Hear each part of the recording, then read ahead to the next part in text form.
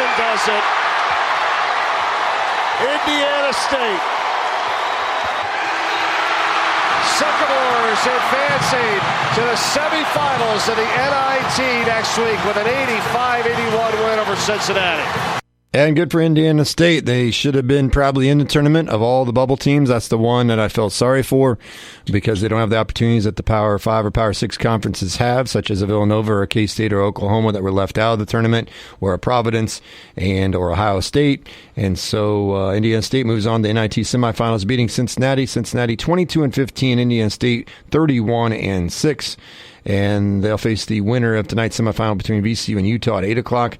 And then, let's see, also last night, Georgia beat Ohio State to get to the semis in Indianapolis. They'll play the winner of UNLV at Seton Hall, which is 6 o'clock tonight. Welcome to Sports Ticket, brought to you by Kiefer Brothers Automotive in Beloit.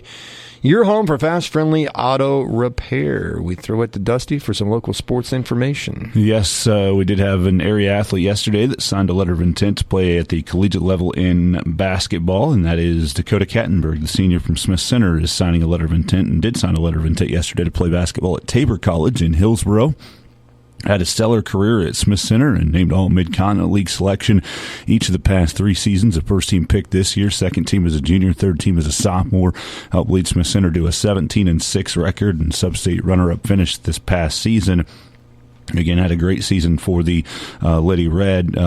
She averaged this year 17.5 points a game for 16.5 points a game by the end of the year for Smith Center, and 8 rebounds per contest, and shot 51% from the floor. And also 70% at the free throw line this year for Smith Center. Again, she helped lead the Lady Red to a solid season, a sub-state runner-up finish, and will be playing her college basketball at Tabor College. I'll have a full story. I wanted to get some updated stats before I posted the story there at ncksports.com. So coming up here after the show, we'll have that full story posted there at the website at ncksports.com. Congratulations to Dakota Kattenberg of Smith Center signing her letter of intent at Tabor yesterday. So spring sports season kind of limping here at the start of it due to the inclement winter weather over the last couple days. So most of everything that was scheduled for early this week has been postponed. So we hope to get things going back up with spring sports tomorrow. You can find spring sports schedules for all your favorite teams. Again, all posted at ncksports.com. All right. Kentucky's John Calipari will return as coach of the Kentucky Wildcats next season, which I figured he would. Yeah. There'd be a $34 million buyout, although some people said they could probably come up with the money. But anyway, Kentucky Athletic Director Mitch Barnhart announced yesterday that Calipari would return for a 16th season with the program after an annual exit meeting between the two sides. As we normally do at the end of every season, Coach Cal and I have had conversations about the direction of our men's basketball program. I can confirm that he will return for his 16th season as our head coach. The Wildcats failed to reach the second weekend of the NCAA tournament for the 3rd straight season. Kentucky missed the tournament in 2021, lost to St. Peter's in the first round in 2022, lost to K-State in the second round last year, and then this year, of course, lost to a 14 seed in Oakland. Okay, so the KU and K-State men are eliminated. The KU, K-State women have been eliminated. Basketball season is over in the state of Kansas, correct? Wrong. Not correct. Not correct. The Hutchinson Community College Blue Dragon men, the 11th seed in the National Junior College Division I men's basketball tournament, they upset the 6th seed Chipola. I want to say Chipotle. They advanced to the tournament quarterfinals for the first time since 2017. They'll be in action tonight at 7:15 at the Sports Arena in Hutchinson. They'll take on Connors State. So the Hutchinson Community College Blue Dragon men's basketball team still alive. Barton County Community College men are still alive. At one point, I know they're ranked number 1 in the country. Yeah, they were the number 1 seed here in this tournament. Yeah. So, they're alive, and the Hutch women were still playing, too. I don't know if I've not checked the women's tournament to see if they're still alive or not. So junior college basketball still going in the state of Kansas, but the Division 1 and 2 schools all are done. Division 2 championships, I think, are this week. Yeah, Northwest Missouri State's usually close to getting there or winning it. Yeah, are they still alive? I haven't even looked at the men because I know all the Kansas schools are out there. I know that the tournament that Fort Hays played in, Minnesota State won that, and they've made it all the way to the Final Four. If I recall correctly from the graphic that I saw yesterday. I'm pulling it up right here. Yeah, Oh, wow. Northwest Missouri State lost to Minnesota State 43-42. That is a low-scoring game. There's been some games where it's like, are you going to score? Like even in the NCAA tournament, right? Like, where's the offense at? But that takes the cake there from what I've seen in the postseason so far. Yeah, so that means that that was looks like kind of like a region final. So the Minnesota State beat Ferris State in the quarterfinals. Nova Southeastern won in the quarterfinals. So in Division II, it's Minnesota State against West Texas A&M tomorrow afternoon, and then it is CSUSB, sounds like a flash drive, versus Nova Southeastern at 1:00 tomorrow. And then let's see what we got here. So yeah, those are the two semifinals. So down to the Final Four when it comes to the Division II men's basketball tournament. So Northwest Missouri State has been eliminated in a 43-42 low-scoring affair. Very interesting. Sometimes you learn. Sometimes our listeners learn right with us, or maybe they already knew that. I don't know. Coming up in 30 seconds, K-State in focus. Plus, we'll talk some baseball, some Chiefs football, and the NBA season is winding down. I'm Elijah at Kiever Brothers Automotive in Beloit. You depend on your vehicle every day to get you where you need to go. The best way to keep it ready and avoid breakdowns is through proper maintenance. Whether it's oil, fluids, filters, spark plugs, belts, hoses, or brakes, we can help. Give yourself the peace of mind of knowing your vehicle is ready to go. For fast, friendly vehicle maintenance, call Kiever Brothers Automotive in Beloit. Find us just south of the courthouse or on the web at KieverBrothers.com.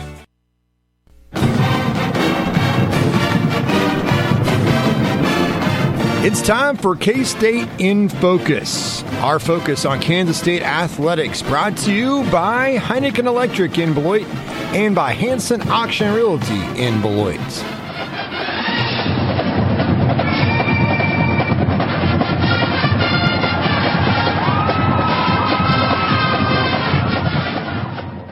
Well, some bad news to report. As you already know, though, probably by now, the K-State women were eliminated in the second round of the NCAA tournament at home at Bramage Coliseum as they fell to Colorado 63-50. Colorado move on to take on Iowa in the Sweet 16 as K-State women finished a wonderful year at 26-8, finished third in the Big 12 at 13-5.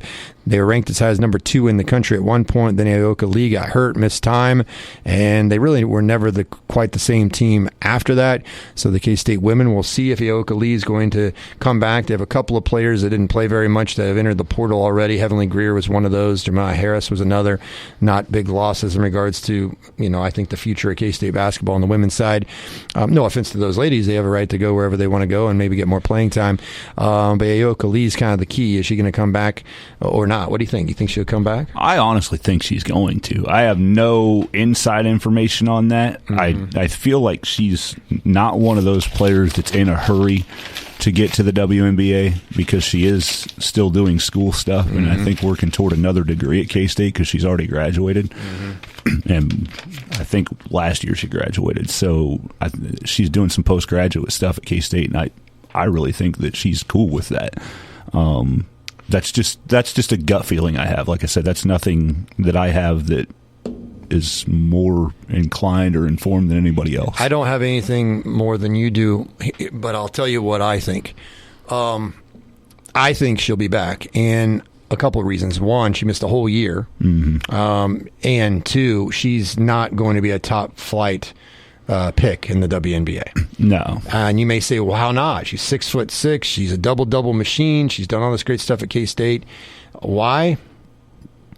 And granted, she's probably not 100%, and she's a tremendous college player. I don't know if she's going to be that good of a WNBA player because, one, she's not fast. She's not that agile or quick. She's for the college game, she's fine. But we saw it against Colorado in the second round. And granted, how much was that she's not being 100% healthy, okay, because I know she isn't. But at the same time, she's going to go up against much more athletic, much taller, much quicker, much faster. And by the way, the WNBA is becoming a lot like the NBA. It is shooting threes. It is running down the floor. Now you add in Caitlin Clark to the whole mix of things, and you don't see a lot of big-bodied, slowed down types of teams in the NBA or WNBA anymore. So we talk about the NBA not really having the true centers anymore. And, like Zach Edey came back this year because 15 years ago, he'd been number 1 overall pick. The game has changed so much. He came back, and he's going to be National Player of the Year back-to-back years. He might lead Purdue to a national championship. I'm going to tell you right now, he's not going to be probably a top 5 pick in the draft next year, despite doing all of that, because the game is different. And I think in the women's game, like you already see it. You see it with Iowa. You see it with other teams. You have bigs, but they can run the floor quick. They can keep up with the tempo. They are shot blockers. They can hit the 15-foot jumper. They can run in transition. They're just, and I hate to say it because I love Ayoka Lee. I appreciate everything that she's done, but I just don't. Her game would be perfect when the WNBA started, but I don't think her game is going to translate to being a major impact player at the WNBA level. And the reason I share that information is because I think that's another reason for her to come back and play college one more year. I completely agree with that. I can't, when you're talking about draft and you're talking about the next level, you got to analyze that like anybody would analyze that. She can't guard the perimeter at all at this level. Oh, no. And if you get to that level, she definitely can't guard the perimeter. Dude, if you were going against Caitlin Clark and they ran pick and roll, we talked about pick and rolls recently, you just get the big that's Ayoka Lee's guarding, come out and set the screen on Clark. There's no way. Yeah. All of that. Like, can you imagine her trying to guard Asia Wilson? Like, that's the comparison of who they are, right? Of what position they play. Right. And so, and I know I'm going to the extreme and talking about probably the best player in the WNBA or one of the best players in the WNBA when I bring up Asia Wilson, but those are the type of centers that are playing in the league and what teams want on their team. Right. And so you got to be critical when you're talking about at the next level, what would she do? And I agree with you completely. Now, again, I agree with you. I don't think she's 100% healthy. I think she can get more agile and improve in that if she comes in with a full season of getting ready and getting healthy and getting her body in the right shape to play basketball, because it never was at all this year in the right shape to play basketball. Even when she was playing and got the chance to start playing earlier this season, it still wasn't where it needed to be as far as her shape and her condition, and it never got there. So I think maybe if you get her all the rest she needs and get her in the right spot, she could improve on that, but still not going to be the type of player that you're going to want that's going to be able to do the transition game and things like that and not be as athletic as most of those bigs. So I completely agree with you. I mean, if you watch her play, you understand that. She literally will not go past like the elbow on defense because she knows she's going to get beat off the dribble if she goes out there. And that's when shooters are left open and can make shots from the outside too. So it kind of is what it is. But at the collegiate level, her game still works if you can work around her game. Yeah, and see, Zach Edey's game works at college level, but I don't know if it's going to translate to the NBA. Yeah. Might be on a roster, but are you going to be a major impact player? It sounds crazy, but the game has changed that much. The K-State men, of course, their season over 19-15 loss to Iowa in the first round of the NIT. Finster and Cam Carter have entered the portal. There might be more coming down the line, down the pike with K-State men's basketball. I wouldn't be surprised to see more. Exactly. The K-State baseball team, they're doing really well in conference play. They're right atop the Big 12 standings at 5-1 under Pete Hughes. They're 17-6 overall. They've won 9 games in a row, and they were able to go on the road and sweep Houston 5-3, 6-5, 9-3. Their game last night when Nebraska canceled due to the weather. They'll play Texas, start of a 3-game set coming up tomorrow, and that'll be a good series for K-State at home. So, and the weather's supposed to warm up, so it'll be good for the fans as well. So K-State baseball, after kind of a slow start and lost to a couple of top 10 teams on the road to beef up their non-con and Big 12 play, they're doing great, and they've won 9 in a row. So good news there, the report. Our focus on K-State athletics brought to you, as always, by Heineken Electric in Beloit and by Hanson Auction Realty in Beloit. Speaking of baseball, if you didn't know, which is, I still think people don't know, the Padres and Dodgers already played 3 games last week, and then went back to spring training. Started America's pastime, and of course, not America, Seoul, Korea. Still bugs the heck out of me. But anywho, the Royals start their season tomorrow at 3:10. Cole Reagans will be their starter, opening day starter. And he'll take on Pablo Lopez. Game 2 coming up on Saturday. They'll have Friday off. Seth Lugo against Joe Ryan. Brady Singer will be the third starter in the rotation against Bailey Ober on Sunday. And then Michael Wacha is your fourth starter. And then Alec Marsh is your fifth starter. And Jordan Lyles is in the bullpen, which I'm like all for that. And so the Royals, a lot of optimism about how good they can be this year. I know I'm excited about what they're going to look like. Their pitching looks vastly improved on paper. They look solid at some of these positions. I mean, you got Salvi at catcher. I don't know how they're going to do this whole DH first base thing. Adam Frazier can play first. They picked up in the offseason. Vinny Pasquantino can play first. I would guess if Pasquantino's the DH, Adam Frazier will play first. Miguel Garcia at third. Shortstop is Bobby Witt Jr., of course. He got signed long-term. Michael Massey starting the year on the injured list with a back issue. So Adam Frazier can play second, too. I don't know who exactly is going to start at second to start the year. Yeah, I've not done a deep enough dive yet. Nelson Velasquez is not a great defensive outfielder, so if Vinny's playing first, he's probably your DH. And then the outfield, Kyle Isbell is probably going to be your starting center fielder. MJ Melendez is going to be one of your starters in the outfield. And let's see here. I'm for some reason I'm forgetting. Oh yeah, it always does that to me. Royals website changed at one point. Let's see here. Come on. Okay, so let me pull this up real quick. Freddie Fermin will be on the roster as a backup catcher. They said Salvi will probably play some first at times. Nick Lofton can play some first. Adam Frazier will be the opening day second baseman more than likely. Of course, Bobby Witt Jr. at short, Miguel Garcia at third. Your outfielders, Hunter Renfroe, I forgot they picked him up.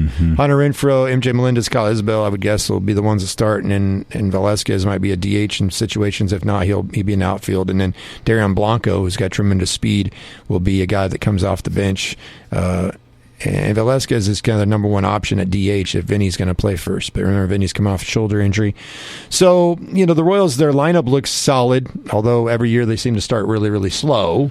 The rotation is vastly improved, and the bullpen certainly is better. Yeah, I hope them young guys have their bats going. That's what I'm going to say about the lineup, right? Like Melendez, Bobby Witt Jr., I mean, and Garcia. Velasquez, I know has some pop. We saw that last year, but some of that lineup for offense is like, I don't know. I mean, I'm sure it'll pick up and be where it needs to be. You hope anyway, but. Outside of those young guys, I know that some of these guys have proven that they have some pop every now and then, but it's like, I don't know, man. But the pitching is obviously looking much more optimistic than it was last year. So I'm going to lean on that at the beginning of the year, right? And we'll see how the offense goes. But yeah, I think that if the young guys can pick up where they've left off and keep improvement on that, then the offense could be pretty good too. Yep, you can be hopeful. You always can be hopeful before the season begins. You're always hopeful. Something that's like, these guys they're hitting for average, but not getting any extra base hits. Please don't start the year 1-9 or something like that. Yeah, the hope is squashed immediately. Yeah. It has been interesting in the free agent market. Some of Scott Boris's clients are not getting the money they thought they were going to get. Jordan Montgomery is still out there until yesterday, which is crazy. Season starts tomorrow. He was outstanding last year for the Rangers and helped to win a World Series over the D-backs. He was seeking a big-time deal. Blake Snell was seeking a huge deal. Blake Snell was seeking $150 million, settled for 3 years, $62 million. Matt Chapman was wanting over $100 million. He got 3 years, $54 million. Jordan Montgomery, many people thought he could get a huge deal, maybe $100 million or so over 4 years. He's getting 1 year, $25 million. And then he has the option to opt out or opt in after year one, so he does have that control. And that's a guy that's coming off on his best year of his career. Usually you cash in big time, but not so much. Which I don't know if that's a Scott Boras thing or if that's just Major League Baseball I think it's starting to turn into maybe a baseball thing to where it's like, kind of like the running back market in the NFL, right? It's like we've been giving these people way too much money. We got to stop that. The Padres, of course, are going to be very talented again, and they have a whole bunch of stars and a lot of money wrapped up. The Dodgers have a $2 billion payroll or whatever it is, but it's deferred for 5 years. The way they set that up, they added Ohtani. And then you got the D-backs who actually went to the World Series and was a wild card. And that division is absolutely stacked. And now the D-backs just added a pretty good left-handed pitcher in Jordan Montgomery. So that's a division to watch, no question. Oh, for sure. And the Giants probably will be the ones that somehow slide in there. It's like when you're not even expecting the Giants is when the Giants become the Giants. Like that's when they win, when you're just not expecting them. Listen, I always cheer for teams that absolutely overload on their payroll. I always cheer for those teams to implode. And for many years, that was the Yankees. And the Dodgers are becoming my new Yankees. From the standpoint that I like Mookie Betts, I like Freddie Freeman, I like these guys, but they have an all-star at every position, it seems. And then they get Ohtani to add to everything, and I still don't think they're going to win it. No. Ohtani's not pitching this year. Yeah. Yeah. So, and then you got the distraction to Ohtani all the stuff and going gambling on right now, which leads me into gambling. I don't want to talk about the Ohtani situation. I haven't researched it a ton. I really don't want to talk too much about that. But I have said this, and you know this. I've said this, and anybody listens to the show on a regular basis knows I've been saying this. And now I've got national people now starting to jump on my wagon that I helped create. Because I have not heard anybody else been talking about this. I listen to a lot of sports talk here and there and traveling, and I have not heard anybody else talk about what I talked about a long way back. I say there's going to be a major scandal in sports, and it's going to be sooner than later. And I said it's going to involve probably a high-profile coach, manager, player, official, whatever the case may be. And it's already happened. It's just the NBA covered it up. It happened with their officials. Tim Donaghy took the fall, but there were more people involved than that. And people say, well, sports rigged. And after you saw what happened with the Iowa women's game the other night against West Virginia, there are people that wonder. Which, if you think about it, doesn't college basketball have the NCAA and the TV partners, don't they have a lot of money to lose if Caitlin Clark gets knocked out in the second round at home? Do you think there are a lot of people going to tune in to West Virginia against Colorado? No. So it behooves them to have Iowa win. There's no doubt. I mean, Caitlin Clark is the face of college women's basketball. There's no doubt. Yeah.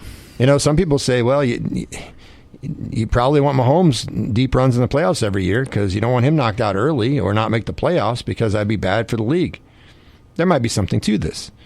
But I've said for a very long time, there's going to be a huge scandal, and it's going to blow your mind. And you're going to sit and go, why did such and such do that? That was so stupid. There was no need for him to do it. And here's the thing. Sometimes athletes get bored. And a lot of former athletes, you know what they end up doing? They blow their money at the casinos or gambling because that's their way to keep their competitive juices in the game. If they're not still involved in the game as a coach or a consultant, they're a former player. They've been doing this for their whole life, playing basketball, baseball, football, whatever it is, since they maybe were in Pop Warner, all the way through their NFL career, basketball career, baseball career, whatever the sport may be. I've talked to people that played college sports that say that that's their way of staying connected, and that's their way of still being in the game, even though you're not in the game. And I've warned that the genie's out of the bottle, and you're not going to be able to put it back in. And we've already saw with Iowa State football players that weren't on the team this year, a couple of would-be starters for small little wagering. We've seen already a collegiate baseball manager get fired due to being involved in sports gambling. But it's going to get bigger and bigger. There's an investigation into an NBA player right now, Jonte Porter, who is a brother of Michael Porter of the Denver Nuggets. There's some irregular betting on his individual over and unders for rebounds, points. I mean, you can bet anything imaginable, ladies and gentlemen. I think a lot of people are still thinking, well, you're just betting on the winner and loser and the spread of the game. No. You're betting quarter by quarter. You're betting lines on college players. You're betting lines on pro players. You're betting all kinds of wild things. All you got to do is look at the Super Bowl and all the prop bets. So there's a lot of prop bets that coming up more and more. There's tons of entities. It's kind of like legalizing weed, right? All of a sudden you see, granted, it's not legal across the entire country. Neither is sports betting. Mm-hmm. And so what happens is more and more states legalize marijuana. More and more states legalize sports betting. Now you see a whole bunch of new companies pop up and sprout from the earth, right? Now you have more competition, but you also have more people to spread around to where all these companies may still do well. The next thing you know, you're going to these places and there's a cannabis shop. And there's a whole bunch of them. Like, whoa, where'd these come from? There's all of a sudden, boom, they're there. There was one that was like a taco truck where I was at on my vacation. Right. So it's the Pandora's box has been opened, and you're not going to put it back in. And we are going to see some major, and Temple's being investigated for point shaving and so forth. And there's stuff that like this happened years ago. Arizona State was a point shaving scandal investigation and everything. So we saw the Black Sox way back in the day, Shoeless Joe Jackson. But this is different because it's so accessible, it's so easy to do, and there's a lot of pressure to get things right in regards to somebody puts money on you to have 10 points and you only score 7 and you have a horrible game, and then all of a sudden you get threatened. Seriously, by people that you don't know because they lost their money because they were dumb enough to bet on what you were going to do in a game, even though they've never met you, study your game, or know anything about you. This is where things are going. We have it already with people when somebody loses and the guy misses a free throw. We have death threats towards college kids, professional athletes, and everything else. Why would we be surprised if some kid doesn't live up to the prop and his was 4.5 points and he only got 3? That guy cost me $1,000. Well, you're the idiot that bet $1,000 on that. But this is coming out today. NCAA President Charlie Baker says here, sports betting issues are on the rise across the country. Gee, I wonder why. With prop bets continuing to threaten the integrity of competition and leading to student athletes and professional athletes getting harassed. The NCAA has been working with states to deal with these threats, and many are responding by banning college prop bets. This week, we will be contacting officials across the country and states that still allow these bets and ask them to join Ohio, Vermont, Maryland, and many others and remove college prop bets from all betting markets. The NCAA is drawing the line on sports betting to protect student athletes and to protect the integrity of the game. Issues across the country these last several days show there is more work to be done. Okay. The NCAA sucks. So bad. Their leadership sucks. Everything that seems that they do is just questionable at best. I called this years ago. I mean, what did you think was going to happen? Like, betting is not new. There's been, you got your illegal bookies, there's betting on sports, there's been legal, you can go to Vegas and legally bet. And then, once the NFL and you started expanding into Vegas and in teams in Vegas, it was like, hello, you blew the roof off the top of sports gambling in this country. Because once these professional entities got in bed with Vegas, it was, here we go. And I'm okay with legalizing sports betting in whatever state, and here's why I'm okay with it. I'm okay if you want to legalize weed in every state. I'm okay with whatever you want to legalize, to an extent. Okay? To an extent. There's always exceptions. But I'm okay if you want to legalize weed unless somebody can prove to me that I'm highly impacted by it. I'm not saying I'm for or against it. I'm just saying I'm not going to lose sleep over it if it happens. I don't lose sleep over college prop bets being eliminated, and I don't lose sleep over the fact that there are college prop bets because I'm not a gambler. And see, there's the thing. That's the scary part of legalizing gambling. If you really want to gamble, you could always still gamble. But now it's easy to gamble. And so the concern about legalizing gambling, just like legalizing marijuana, is that people are going to partake in too much. It's so easily accessible. More people are going to get addicted to marijuana, which could be a gateway drug to other things, which may or may not. Some people probably is. Some people probably isn't. And you might have wagered on an over-under of a game. Now you're wagering on how many points in a quarter, over-under in a quarter. wagering whether this guy gets 3 rebounds in a game that plays college ball. You didn't see this coming, NCAA?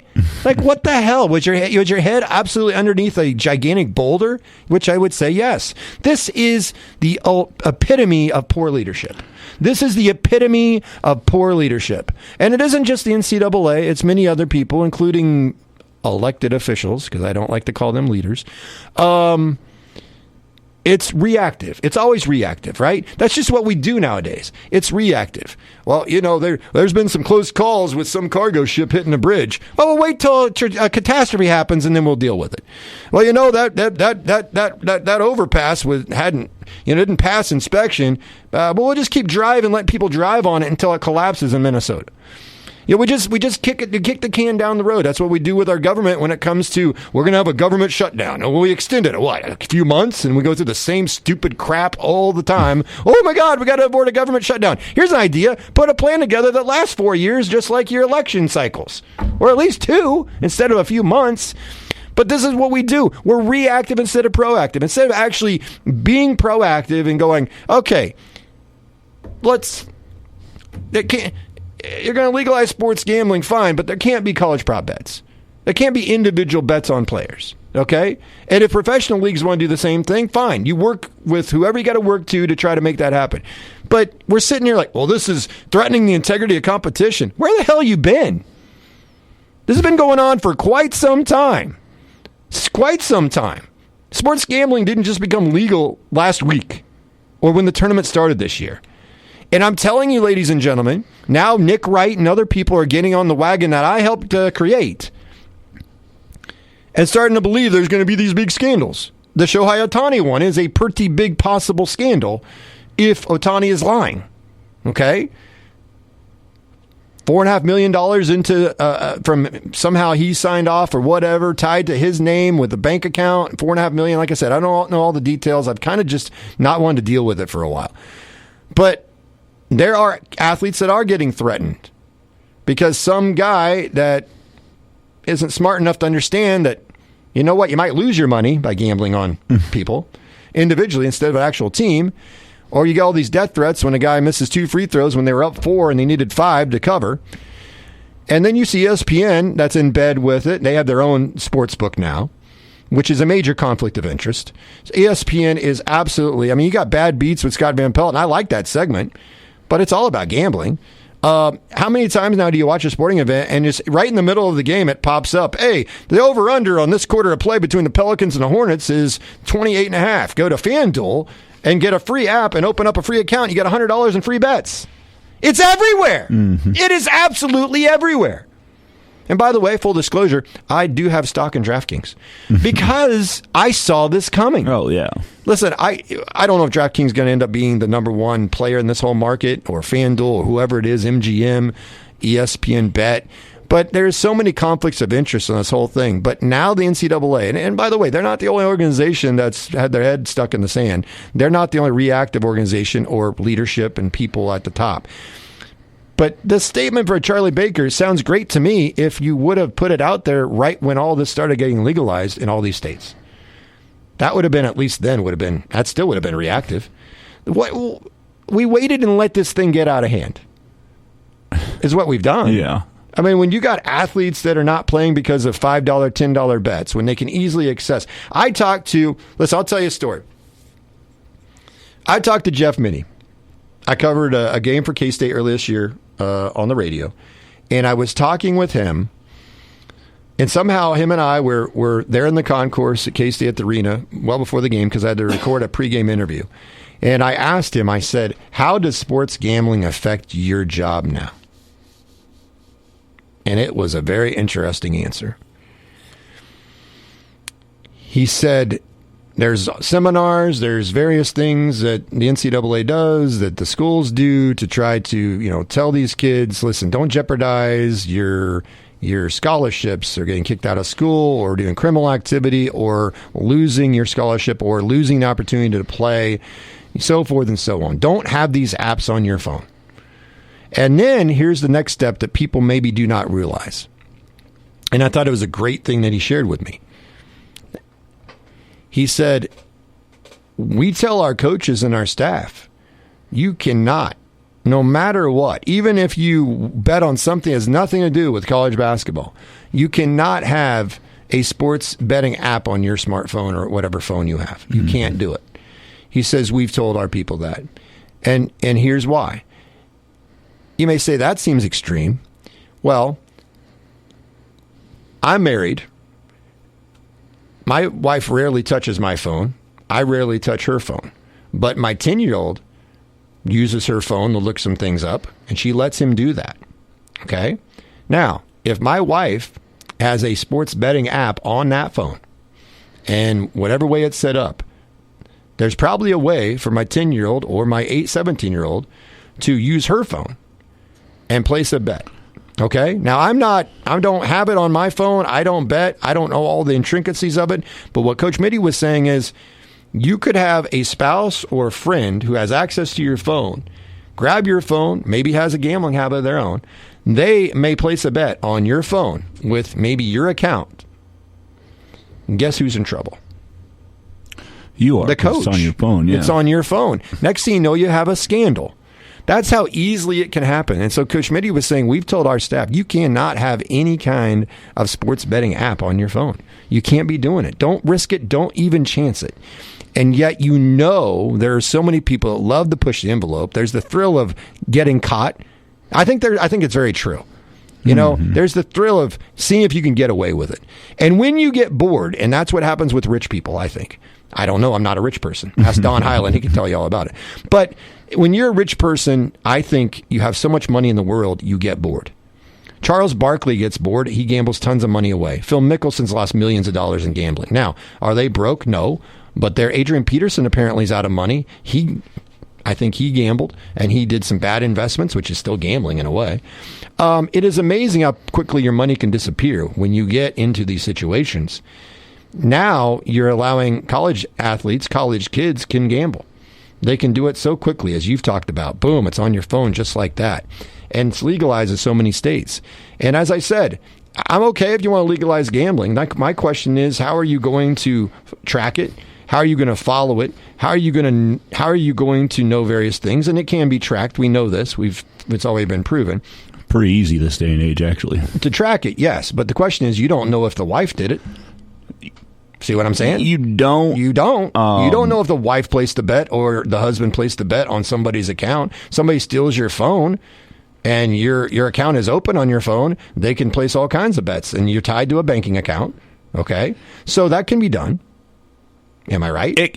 It can. It's not as easy as you think it is, because I actually have to use my thumbprint to sign into my FanDuel account. I'll be willing to bet you there are entities where it is easier than others. It might be, but as far as my experience of what I have on my phone, I have to use my thumbprint to sign into my account. It's all tracked. It's based on your GPS location, because if I try to do it in Missouri, it won't let me because it's not legal in Missouri. But I thought you could turn off your GPS location. Can't we turn that off? You can turn it off, but you won't be able to open your app if there's not a GPS locator. Okay. That's fine. I know. That's fine. I'm just asking. If I turn it off, it's going to be like, I have no location, so I can't let you gamble. It won't even let you log in, probably. All right. And mine will time out. I believe it's after like 5 minutes. So I would have to re-sign in. And if I leave the app for more than a minute, it basically makes you re-log in, and I have to do the whole thing over again. And sometimes the GPS location doesn't track right away. It'll say location not detected. We can't log you in. There are a lot of things and safe things, fail-proof things that are on there for the most part. But if you were logged in to your account and then a minute later your kid got your phone and you're still logged in, then it could happen. That could happen. It could happen. But it could happen. Most of the legal stuff that you're doing on an app is pretty well regulated and tracked and understood where it's happening and what. Now, somebody could have your password and they might not have it set up for a thumbprint, and you can still get into the account. But the bigger point I want to make is that people get bored. Absolutely. And gambling is a hobby for some, an addiction for others. And that's when people say you legalize weed, you're making it easier for people to get addicted. You legalize, we legalize alcohol, and that's how people get addicted as well. Yeah. And by the way, alcohol is a drug. You you have more accessibility to gambling, you have a better chance of becoming a gambling addict. I mean, the numbers just are yes. Absolutely. If there's easier access to stuff, there's a better chance. Now, listen, if you keep buying ice cream put in the refrigerator, there's a better chance I'm going to gain weight. Yeah. But if you quit buying it, get my point? So yes, I have called and I've said this, and I really don't want to be right about this, but I feel 1,000% confident that this will happen. The only question I have is not if it's going to happen. I'm 1,000,000% confident it's going to happen. The only question I have is when. And we're already, it's actually maybe even happening sooner than I even thought, because we're already seeing various. We've seen a college baseball manager be fired because he was involved or allegedly involved. You've got the Ohtani situation now. You've got investigations into a college men's basketball program in Temple. You got investigation in Jonte Porter, NBA basketball player. You have investigations into officials already, and now you got the college NCAA president Charlie Baker saying we need to stop the prop bets. And by the way, Kansas is one of the states that does allow prop bets on college players. So we'll see if Kansas joins this or not. I got to be honest, I put one in the other night on the KU game. It was points over under for DeJuan Harris and Johnny Furphy, and covering, and Sanford covering a 7.5 spread. Okay. And DeJuan Harris got fouled and got to 13 points, and it ruined my prop bet. But it's on there. And see, Dusty clearly then sent a message to DeJuan Harris saying, "I hate you," and why didn't you cover my deal? And DeJuan Harris would come back and go, "Well, you're a K-State fan, so what do I owe you?" Yeah. But that's how crazy people are. They actually think that they're owed something from a team that they even cheer against. I'm just giving it as a hypothetical, but it's partly true because you placed a legal bet about a prop bet with college players. Yeah, and it was... How hard was it to place that bet? Not hard at all once I signed into my account. Boom. So I've always wondered this, and this is just me. Again, I'm not the gambling guy. I don't have an account on FanDuel or DraftKings, but I'm all for, people use DraftKings and move up the stock, and I make more money that way. That's my form of gambling. Probably a little bit better way of doing it, possibly. But I don't know all the intricacies of betting, but here's the thing that I guess I've never fully understood. Why isn't betting on... Well, let's use an example. Why isn't betting on KU Gonzaga just on the team stuff? Why isn't that good enough? Isn't that enough to bet on? And I'm telling you, you could bet on anything imaginable when it comes to the team stuff. Why do we have to have any individual stuff at all at any level of any sport? You know what I'm saying? Like, why soccer? Why do we have to bet on over/under of Ronaldo getting a goal or goal and a half or whatever? Why do we have to bet on over and under on how many runs that Brady Singer's going to give up in the third game of the season? How about we just go with the over/under of runs in a baseball game or points in a game, and then you can do that for every quarter. I'm cool with that. And how about you do over-unders on 3-point attempts, 3-point makes as a team, free throws, assists, turnovers, any team stat. Isn't that enough? Why is that not enough to bet on? Like, why do we need a million things to bet on? I don't understand that. I do not understand. Like, we don't have enough crap to bet on in college athletics that we need a Johnny Furphy, DeJuan Harris combo meal? What the hell do we need that for? Are you going to quit gambling because that's not there, Dusty? Are you going to quit gambling because there isn't college player prop bets? Are you going to quit using your app to do things? I bet you won't. So then why do we even need it? So if we banned it, stopped it, we're not saying we can't gamble. We're just saying stop gambling and then threatening people and tied to all this stuff when they're college kids, for crying out loud. They're not even pros. And by the way, if you open up a gigantic door for betting scandals by doing this with individual players now who can control, it might not hurt the team from winning or losing. I don't have to worry about point shaving. All I got to worry about is, you know what? My over-under today, I'm at the foul line, okay? Johnny Furphy's at the foul line. He has somebody he knows that has money on what you just mentioned. Johnny Furphy's at the foul line. He knows the over-under but for his points individually, okay? Let's say the over-under against Gonzaga was 6.5. Johnny Furphy's at the line, and his team's down 20, which they were. Johnny Furphy goes to the line, and he knows if he makes both, he's over 6.5, okay? He's at 5. He makes the first. Pretty easy to miss the second, isn't it? Yeah. That's how easy it is. I mean, the exact That's example. how easy it is. We don't need athletes to have control of people's money based on what they actually fully, truly control, that they can easily miss a shot, okay, in a basketball game. Now, you may say, well, wait a minute. The people chose to let other people control their money by betting on that stuff. But my point is, don't allow that to even happen. The team as a whole, for the whole team to have point shaving scandal, one guy can control that in basketball more so than any other sport. It can be kind of controlled, but you don't control the other four guys. You see my point? Like, you're going the team, there's less chance that the team is all going to be in on it. Whereas if it's an individual prop bet on James Harden for how many 3-pointers he's going to attempt, think about that for a second. The over-under on Harden is 10 made 3-pointers. There's 1.5 seconds left in the game. He's on what team now? Dear God. I'm going blank. The Clippers. The Clippers, yeah, I forgot too. So here's another hypothetical. The Clippers are up 10, and they throw the ball in with 1 second left, and Harden chucks a 75-footer, which counts as a 3-point attempt. And you had the over-under on 3-point attempts from James Harden, which is an individual prop bet, is 10.5. And he has 10 3-point attempts. Have you noticed, ladies and gentlemen, I know Dusty's noticed it, have you noticed, and it's being all bragged about and celebrated on social media, where these last second shots in blowout games in the pros, especially NBA, have you seen the reaction of players on the benches? They immediately know that somebody just made money or lost money. They are aware of it. Ladies and gentlemen, if that doesn't open yourself up to a major scandal, I don't know what does. And now we're talking individual college athletes that are a little bit naive, probably. And then on top of that, they get threatened when they actually are trying hard and try not. Some of these kids obviously don't know there's a prop bet. Johnny Furphy and DeJuan Harris might not even know there is a combo prop bet on their game against Samford. They have no idea.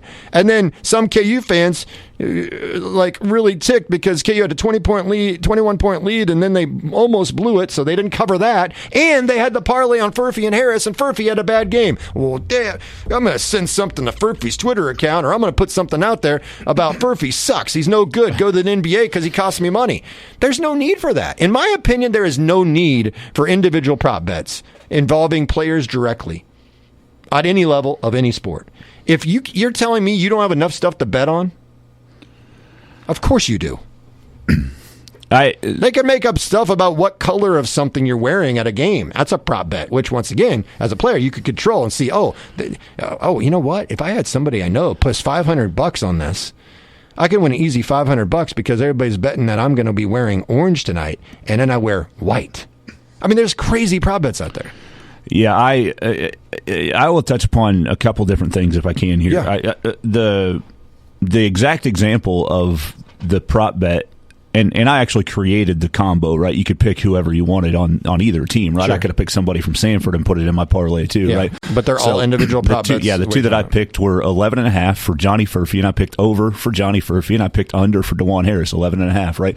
So your absolute perfect example is DeJuan Harris goes to the free throw line and has 11 points. There you go. Like right when he went to the line, he had 11 points. So I knew in that moment that if he makes this first free throw, I'm losing this parlay. Mm-hmm. And he makes the first free throw, so the parlay is over. But if he knows in that moment he's got 11 points and he's got something under 11.5, he can go and miss both of those free throws, keep his total to 11, and win a lot of money for somebody that he knows has a bet on him, and he has some account that nobody knows about that he's got a bet on. And it doesn't impact his team because they're down 20. Exactly. And it makes no difference in how the game ends up. And that's why as a bettor you're frustrated because it's like, this don't mean anything. Right. Just miss both of these.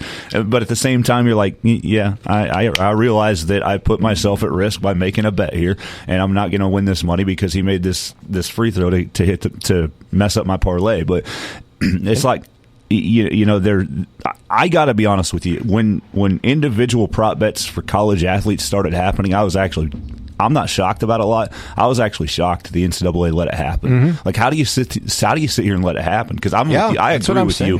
For college sports, like, there's so much that's in that, and there's so much that they can get in trouble for, and others can get in trouble for, even more so than at the pro level. I mean, these pros are pros; they should know. Yeah. But college kids are college kids, right? They're still learning everything, and somebody might have something here, and now you can bet on yourself. Yeah. I mean, it's like I can finagle this. I mean, we've seen it before with mob bosses back in the 90s, right? Absolutely. With individual players being targeted and point shaving and all of that stuff. But it's like, I'm not going to, like, I could not believe it when they actually let individual prop bets be a thing for college sports. Now, I got to be honest with you. You asked the question, is it going to stop me from betting if there's not individual prop bets? It's going to slow mine down a lot. Most of the money that I've won in pro sports, and I'm not a big game. Let me put that out there. My bets are like $2 max, right? Like, but I don't put a lot of money. If you place a lot of bets, you maybe not the amount, but if you place a lot of bets, then you gamble a lot. Yeah, you don't have to spend a lot of money to gamble a lot. You can gamble a lot by making tons of bets. Sure, and I'm not the guy that's going to throw 100 down, but I'm going to put a $2 prop bet on. Most of mine are going to be like parlays of Derrick Henry over 60.5 yards rushing, right? Like, most of what I do is actually individual prop bets that are part of a parlay that might have a spread in it too. College-wise, basketball, I've, again, just having some fun while we were at Nashville. Most of mine were just on spreads, but when the teams. So if they take it out of college, it's not going to affect me. Like, I don't care. They can get rid of the prop bets for college athletes, but most of what I've actually done, like, most of my stuff is during football season. I really don't mess around with it after that a whole lot. But it's going to be like NFL over anytime touchdown scores, like, that's individual prop bet. And so listen, I don't know why you need it, but I know a lot of people do it. And once they started it, that cat's out of the bag. Like, we're not getting. I don't think we're getting rid of individual props. The NCAA should have never let it happen, absolutely, or fought hard to not let it happen. And the fact that they're now just addressing this when we're halfway through the NCAA tournament is absolutely ludicrous. This is the absolute wrong time to be talking about dear it. Dear Lord, where you been? I mean, it's just a horrible, horrible leadership. It's just absolutely deplorable. And if you sit here and say you always care about student athletes, which is a crock, and there's various organizations I can say that of within states in this country, and then obviously the NCAA, it is mind-blowing to me that they're just now, oh my gosh, we need to get these states together and stop the college prop bets. You didn't care until it affected you. That's what happened. Now, the integrity of the game is being questioned a little bit, and now all of a sudden you're going to circle the wagons and try to get something done. And good luck with that. Good luck with that. I hope that they do stop the college prop bets for the individual players. I agree with Dusty. I don't think there was any need for it, and it does jeopardize the integrity of the game. But it also does that still in the pros too. I mean, whatever sport it is, whatever level it is, if you have the individual prop bets, you now as a player have way more control over money that you don't even know how much money you have no idea you control. You don't know the people that are betting the money on you, but you do have control. You know, you don't know specifically how much money, but you do know. I'm sure, like I said, these pro players, they're well aware. When there's a 20-point game and the spread was 19 and the guy jacks up a 3 and covers the 20, it's amazing how they all know. Yeah. And that's how prevalent gambling's become. And you're telling me there and a few of those guys going, how could I shave a little on the side here? Oh, yeah. Come on. Sure. Come on. I'm telling you, it's happening, folks. Mark it down. Stone cold clad guarantee from Wade Gershner on the sports ticket. There will be a gigantic, some people could argue it's already happened, but I'm talking a gigantic gambling scandal. It will rock one of the main sports at some point in time, if not multiple sports. It will pretty much, some athlete or big time coach or a group of officials are going to bring a sport to its knees for a little while. Can it recover? Perhaps. Probably so, if it's not a ton. But if it is so rampant and all of a sudden you start finding out, boom, this person did this, this athlete did that, this coach is involved, the referee's involved, you've got a full-blown scandal. And there is no doubt in my mind that there is some coach, and there is, and not have to be a head coach, there's no doubt in my mind there's staffers, there are assistant coaches, maybe even head coaches, officials, and players without a doubt that are betting a lot on a lot of different things and then can claim that they're not betting on the sport that they are in, right? Well, I gambled, but I didn't bet on my sport. That goes back to the old Pete Rose thing, right? It's okay, I gambled, But I didn't bet. Well, I never bet. Well, I did do baseball, but I didn't bet against my team. It's like, geez, just keep rationalizing until the cows come home. I don't think I think Pete Rose should be judged on what he did as a player to be in the Hall of Fame, but I don't agree with a lot of the things he says. And he got busted, and he lied for years. And there's usually consequences for your actions. His consequence is he's not in the Hall of Fame. We can argue till the cows come home again about whether he should or shouldn't be. Should it be on the merit of his career? Should it be about he stained his reputation? He shouldn't be in until he's dead or never be in. You're going to have your opinion. You can do that. We can talk all day. That's the easy, lazy sports talk topic to bring up in the summer when there's nothing going on and your baseball team's eliminated like the Royals usually are. But the point I'm trying to make here is that there are so many moving parts to this, and to me, there's no way there's enough enforcement. There won't be enough enforcement to, it'll be the little guys that usually get caught. It's no different than these colleges before NIL and happening, where colleges were paying kids money. Yeah. And what was it? The little guy Stephen F. Austin got busted for something. And then KU and others and Duke with Zion Williamson and Arizona and others can skirt free. This is no different. You're probably going to be like, now think about this for a second. If you're, let me go back to this. If Caitlin Clark or Patrick Mahomes, those are the two most well-known athletes right now. Mm-hmm. Agreed? Agreed, yeah. Okay. Who's the face of the NBA? I don't even know. Okay. Is it still LeBron? Okay, sure. I don't know. That'll work. Okay. So LeBron... Maybe Nikola Jokic. If you're known by one name, then you're pretty popular. So Mahomes, LeBron, Caitlin. Okay? Those are just 3 examples. We can come up with many more. But if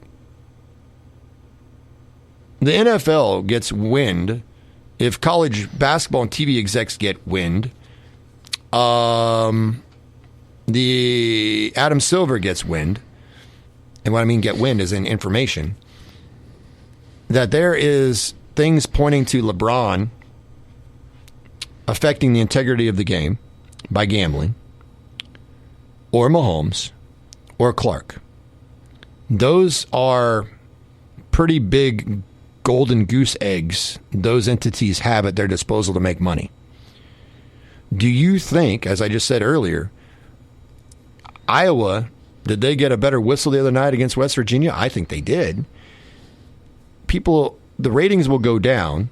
Less money will come to those that own, I think, ESPN, the NCAA tournament women's. Their ratings will go down. They will make less money, ESPN, even though they paid the rights for the women's tournament. Or the men's tournament, same thing. But the women's especially, because there's one main player, and that's Caitlin Clark. It does not make any sense. If all things are equal, if you can give a little edge to Caitlin Clark in Iowa, because that's going to make the networks more money. There's without question. If Iowa makes a deep run, they're going to make more money than if Iowa got knocked out in the first or second round. Now, apply what I'm saying to gambling. And what I just said about how the little guy gets smacked, but the big guy gets off. Right? Mm-hmm. Patrick Mahomes is involved in something. Caitlin Clark's involved in something. LeBron James is involved in something. Jonte Porter, who you've never heard of,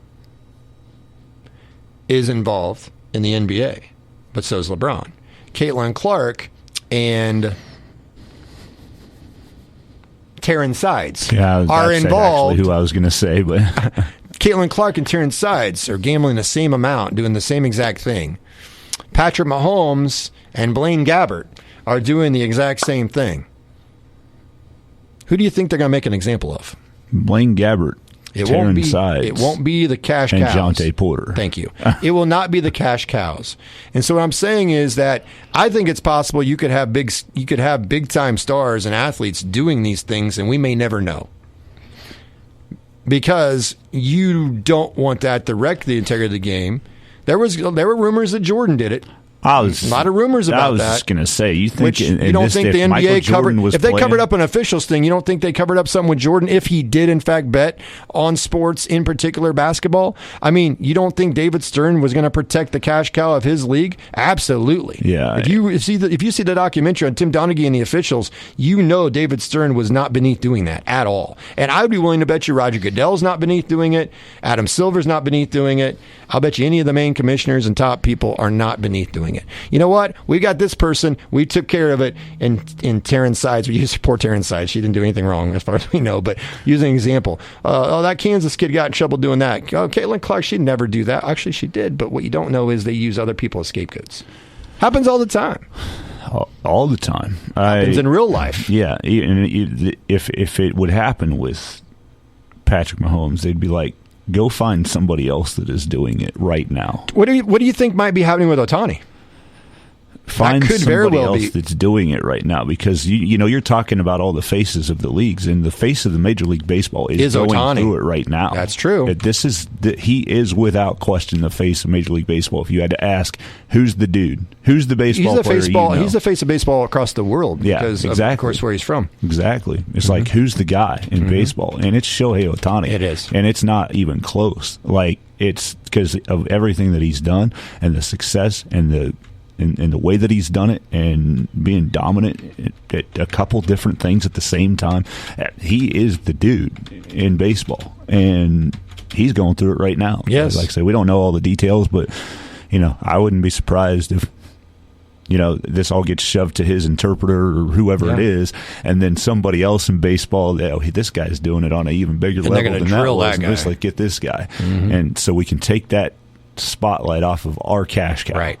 And listen, if Michael Jordan was playing in today's NBA, or if today's NBA was like it, when Michael Jordan was playing, I find it pretty hard to believe, because Michael, you talked about people getting bored, right? He got bored. It wasn't necessarily bored. He just liked the competitive nature of everything. True. He wanted to compete in everything. And if he has not a chance to compete and win and get a bet and win that and say, hey, I knew that this was going to. I mean, I don't. The book was written about all of his gambling on the golf course, right? Right. And I don't know if all that's true. I've read the book, but it's called Michael and Me. I don't remember who wrote the book, but I don't believe maybe all of it, but I certainly believe some of it, because some of that stuff is pretty outlandish to be making up. Yeah. Right? Like, it's like you're telling tall tales here, right? Making this up. And so, some of the amount of funds that might have been exchanged might not be accurate, but you watch The Last Dance, you know what kind of competitor he was. Oh, yeah. And so, and for us, we were alive and watching him play, so we already knew what kind of competitor he was before we even watched The Last Dance. That just told us more stories about how competitive he was. Absolutely. So, yeah, just sit here and think Michael Jordan, and how do you get rid of that? You go find LeBradford Smith as an example from the documentary, or like they did with the officials, there were others involved, allegedly, and Tim Donaghy was about ready to be the whistleblower and record stuff with other guys, and they got wind of it because they paid off an attorney or a lawyer to come onto their side, switch sides, who had information. And next thing you know, you said, we got to put it all on Donaghy because he's not credible because he's been caught in lies before. And boom, they dodged it. And that's exactly what they would do. All these organizations would do if their cash cow was involved. There's no doubt in my mind. Somebody that will either fall on the sword for you, or that you can throw on that sword by yourself. That's exactly right. That's a good way of putting it. So the NCAA all of a sudden now all worried about student athlete well-being and welfare. That's pretty funny. Not. The Chiefs are going for a three-peat this year.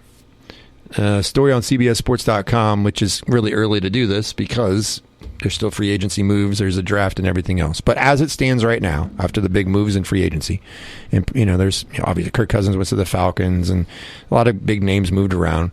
CBS Sports has put together this, and they say who's the biggest contenders to challenge the Chiefs and prevent them from getting a three-peat. And they got 11 candidates, which is a third of the league. Yeah.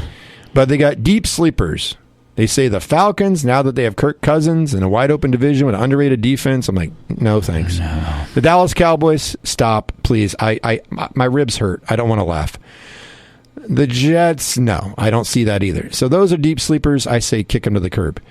The next three that they mention as threats to the Chiefs, the Ravens, which until the Ravens can beat the Chiefs playoffs, I say the same thing about the Bills, who are next on this list.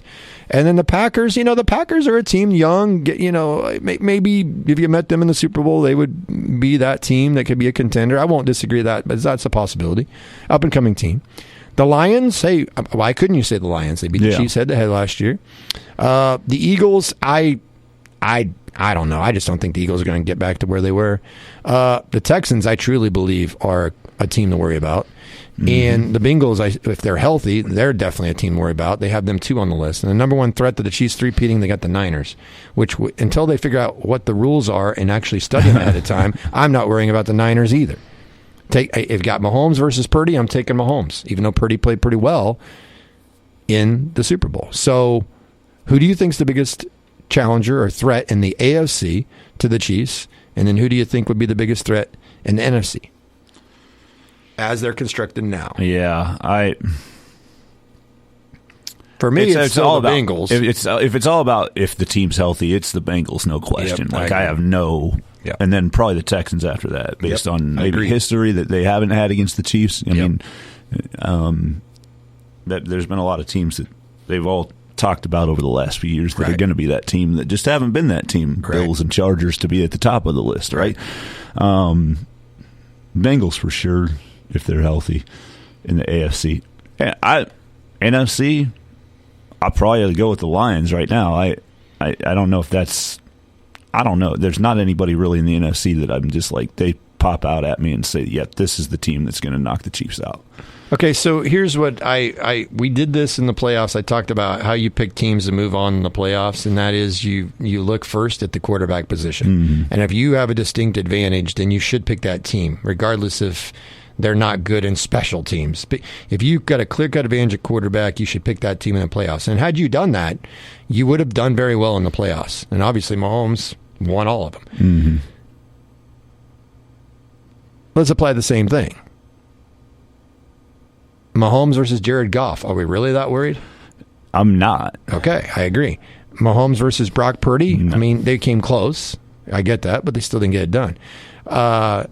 Patrick Mahomes versus C.J. Stroud. Yeah, I have some concern. I think he's an up-and-coming player. They're young. They got talent. Until the Chiefs actually play the Texans, I have to say yes, but I don't know. Yeah. The Bengals, I say yes. I think Mahomes is better than every quarterback in the league, obviously. But when it's Burrow and Mahomes, I think it's a lot closer. And Mahomes has lost to them before multiple times, once in the playoffs at home. So we know the Bengals have done it. So to me, they're the automatic one that you should put at the top of the list, ahead of the Niners. But when Jalen Hurts had a chance to beat the Chiefs head-to-head, didn't get it done. So when I look at these top 5 he's got, the Niners, I say, yeah, they're a threat, but I still come to Mahomes versus Purdy.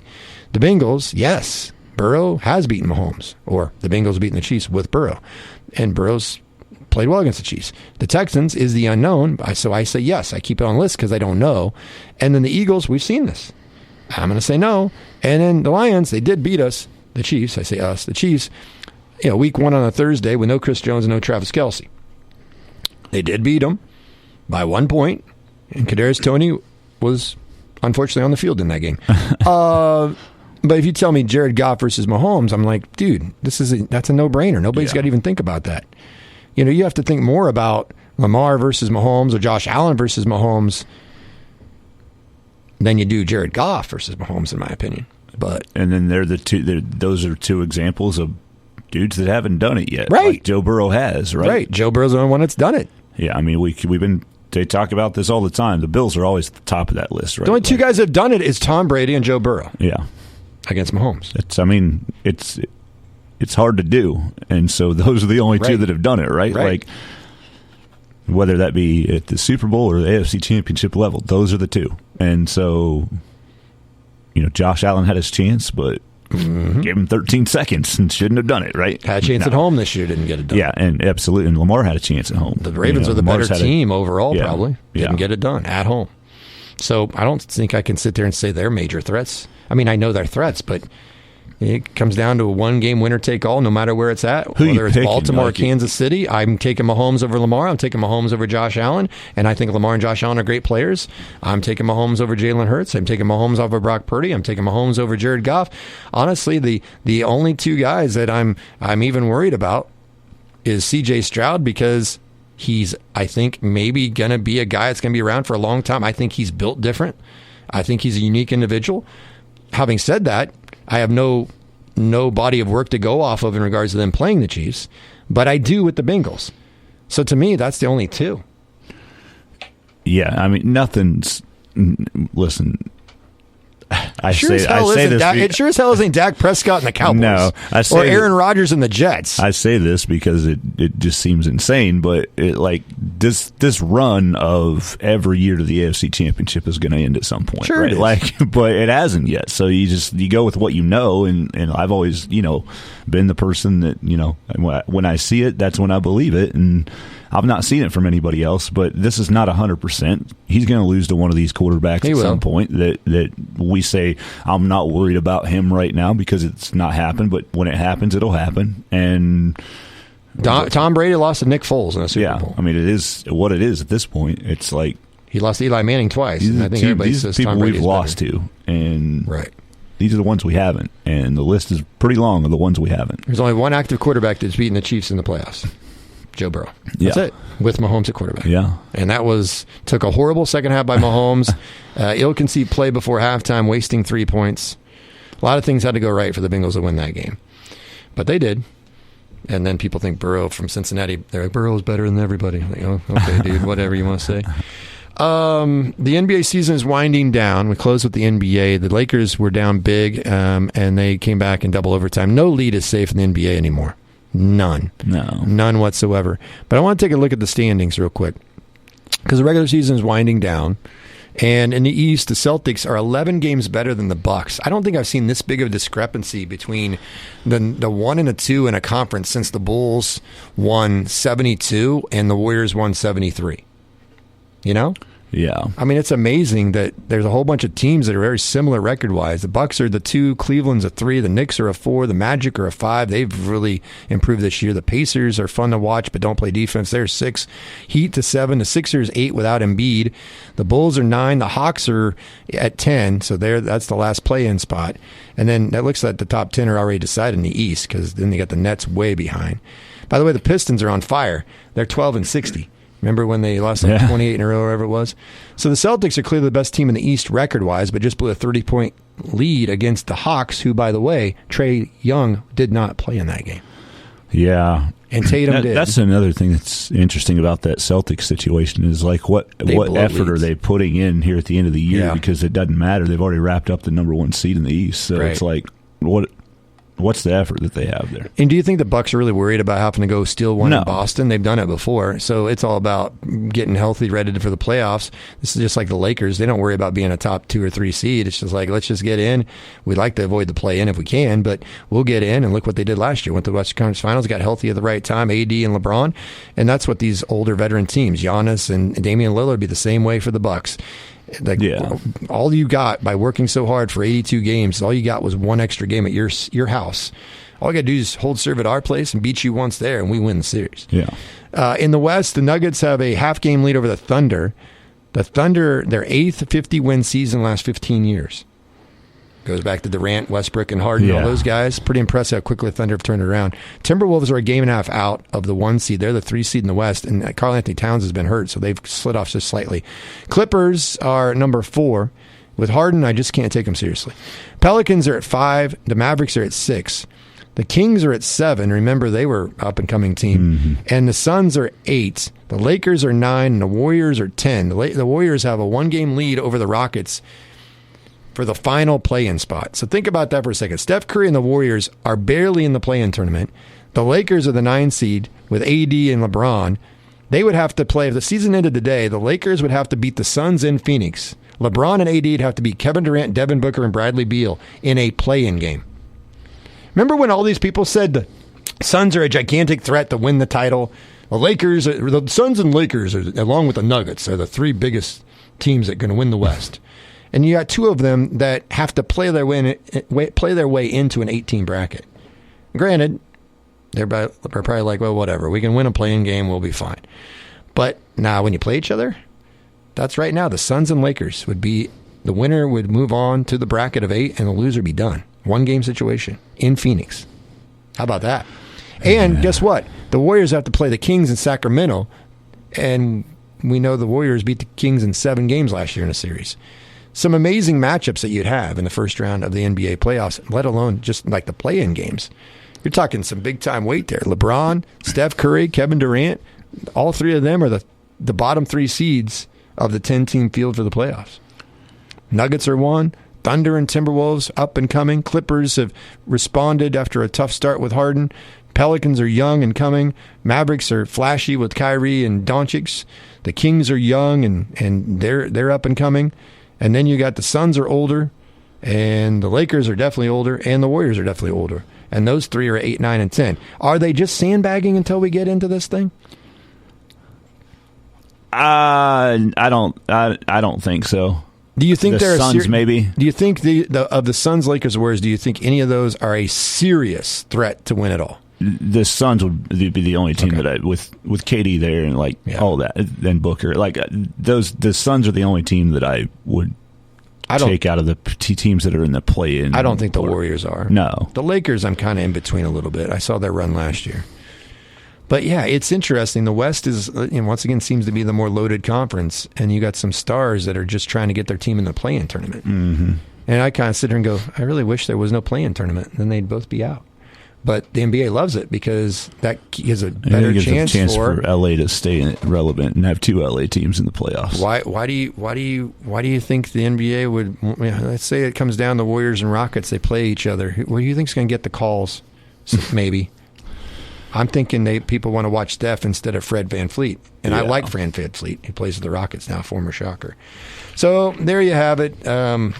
So I guess gamble until your dreams come true. Just don't yell at me. State, regional, and national sports talk on your schedule. The Sports Ticket Podcast. Subscribe via Apple, Google, and TuneIn Podcasts or sunflowerstateradio.com.